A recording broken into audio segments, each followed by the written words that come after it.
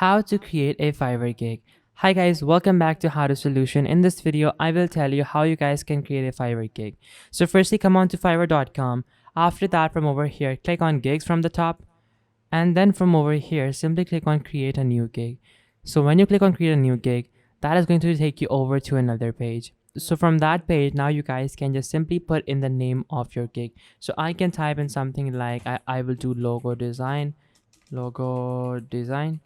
for very cheap. So after that, I can just simply scroll down and choose a category, or let Fiverr tell me the categories that this particular gig might fall in. So I can do that. Then I'll have to choose what type of logos am I going to be making. And then of course I can add in the various different tags as well.